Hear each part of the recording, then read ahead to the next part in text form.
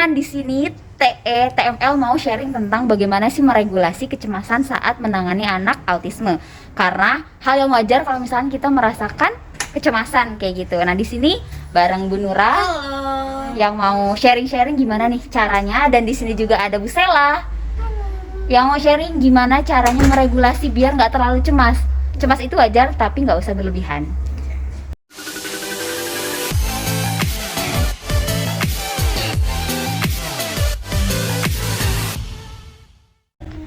Halo Bu Sela, pernah nggak sih ngerasain cemas selama mengikuti program di TML atau saat menangani anak autis? Pernah sih, karena cemas itu pasti ada ya kan. Apalagi kalau misalkan lagi megang murid siswa baru nih misalnya. Cemas ya Bu ya. Kalau cemas sih ada ya, terutama kalau misalnya saya tuh ngelakuin hal baru, kayak misalnya baru megang murid baru gitu sih Bu. Kalau misalkan saat cemas, biasanya apa sih yang dirasain? Biasanya sih kalau saat cemas, pertama yang kalau misalnya itu benar-benar cemas banget ya, itu sampai saya nggak bisa tidur Bu. Nah kalau enggak ya deg-degan aja gitu bawaannya. Lebih ke ini sih, kepikiran, kayak nggak bisa tidur gitu kan, terus kayak deg-degan, ngerasa deg-degan gitu, terus kayak pengen apa ya, cepat-cepat selesai gitu. Berarti solusi yang Ibu Sela lakukan biar cemasnya itu nggak berlebih gimana? Caranya mungkin harus lebih dipersiapkan lagi.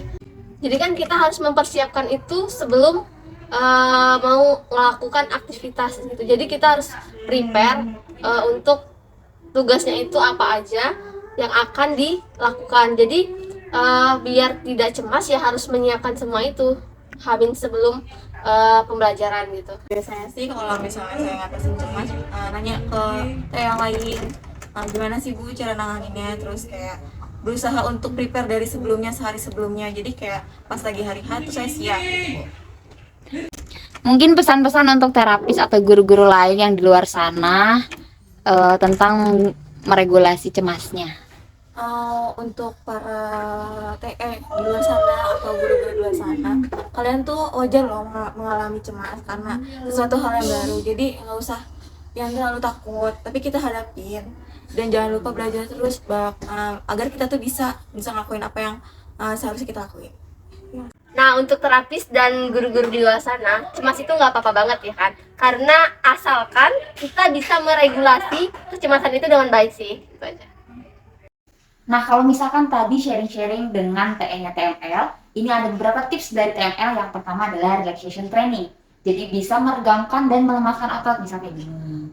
Diregangkan dan dilemaskan ototnya, atau mengatur pernafasan, atau bahkan meditasi kayak gitu. Nah, terus yang kedua adalah pahami apa sih kira-kira yang membuat kita cemas. Apakah bertemu dengan siswa baru, atau bertemu dengan klien atau orang tua baru, atau bahkan mau mengisi materi training online untuk orang tua. Nah, kita harus tahu pemicu yang membuat kita cemas itu apa. Kalau misalkan sudah tahu nih apa sih yang membuat kita cemas, kita bisa meregulasinya dengan yang pertama itu bisa journaling. Kita melampiaskan apa yang kita pikirkan dan apa yang kita rasakan dengan buku catatan kayak gitu. Jadi ada buku khusus yang memang untuk menulis apa yang kita pikirkan dan apa yang kita rasakan.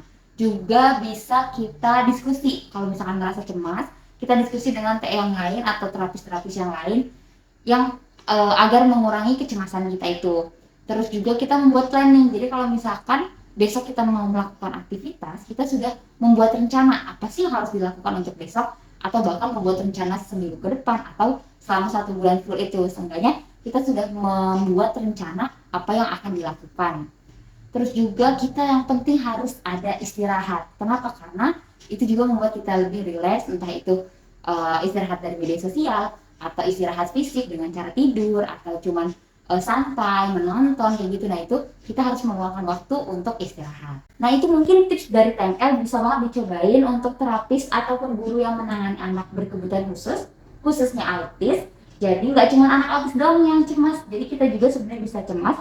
Oleh karena itu, cemas itu wajar, nggak apa-apa. Tapi yang penting kita harus tahu bagaimana kita meregulasi kecemasan itu agar tidak berlebihan. Terus semangat dan sampai jumpa di video selanjutnya.